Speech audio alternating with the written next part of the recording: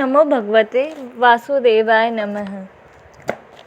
आप सभी का हमारे YouTube चैनल पे हार्दिक स्वागत है। आज है 20 अक्टूबर और आज हम आपको सुनाने जा रहे हैं कार्तिक महात्म्य का तीसरा अध्याय।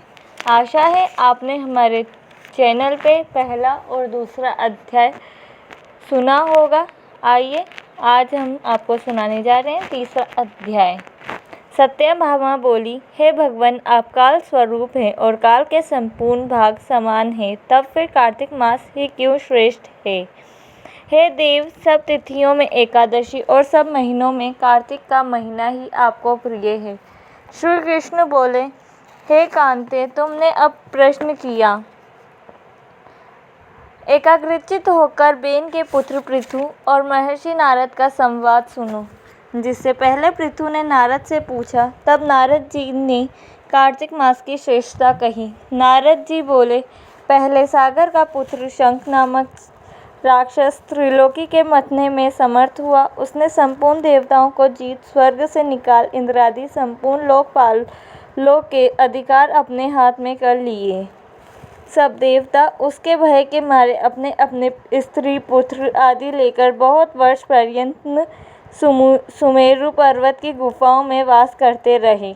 जब देवता गुफाओं में रह रहे थे, तब शंखासुर ने विचार किया, मैंने देवताओं को जीत तो लिया है, तो भी वे बलवान मालूम होते हैं। हाँ, अब जाना पड़ा कि वे सब वेद मंत्रों से युक्त है। इससे उनके वेद मंत्रों का हरण करने से वे सब बलहीन हो जाएंगे। ऐसा विचार कर वह असुर विष्णु भगवान को नींद से ग्रस्त देख स्वयंभू ब्रह्मा जी के लोक में जाकर वहां से वेदों को निकालकर चलने को तत्पर हुआ। तब वे उसके भय के मारे यज्ञ के मंत्र और बीजों समेत जल में प्रवेश कर गए। तब तो वह शंखासुर भी उन्हें ढूंढता हुआ समुद्र के भीतर विचरने लगा, परंतु वे वेद एक स्थान पर कहीं भी प्राप्त न हुए। पीछे से ब्रह्मा जी सब देवताओं को संग ले और पूजा की सब सामग्री इकट्ठी कर बैकुंठ में विष्णु भगवान की शरण में गए। वहां उनके जगाने के निमित्त सब देवता गाने बजाने लगे और गंध धूप बार बार देने लगे। उनकी भक्ति से संतुष्ट होकर भगवान ने नेत्र खोले। तब सब देवताओं ने विष्णु भगवान के दर्शन किए और षोडशोपचार से पूजा करके दंडवत पृथ्वी पर गिर पड़े। तब तो माधव भगवान ने उनसे कहने लगे, हे देवगण, मैं तुम्हारे भजन कीर्तन आदि कार्यों से प्रसन्न हुआ हूँ। मैं आप लोगों की मनोकामना पूर्ण करूँगा।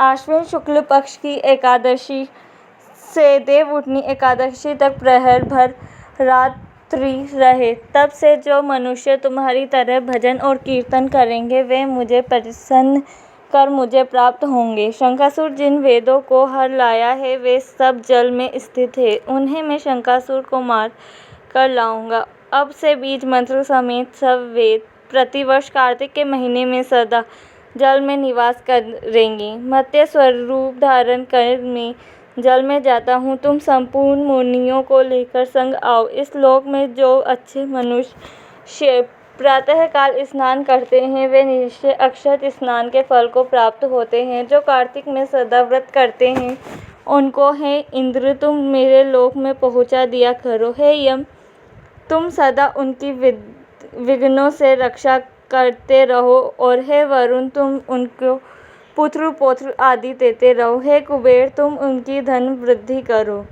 जिससे यह मेरा रूप धारण कर साक्षात जीवन मुक्त हो जाएं। और हे अन्य देवताओं, जो जन्म से मरण तक उन बातों को धारण करते हैं, वे तुम्हारे द्वारा की पूज्य हैं।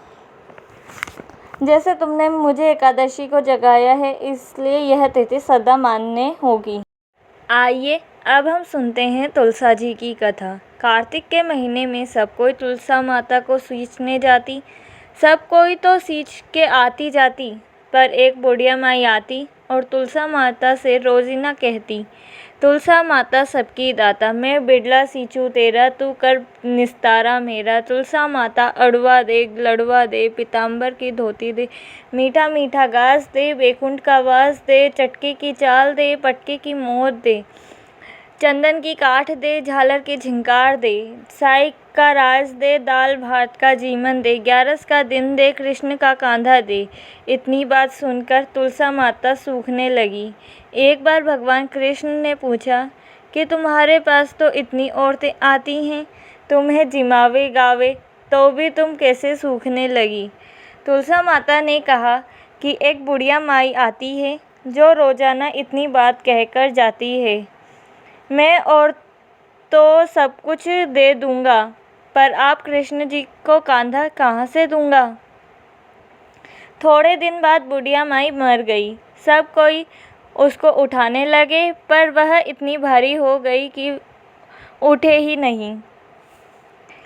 सब कोई कहने लगे पाप घाट की माला फेरती होगी जिससे इतनी भारी हो गई। भगवान बुढ़े ब्राह्मण का रूप धारण करके आए। सब से पूछने लगे इतनी भीड़ क्यों हो रही है? सब बोले एक बुढ़िया मर गई है, पापनी थी इसलिए किसी से नहीं उठती।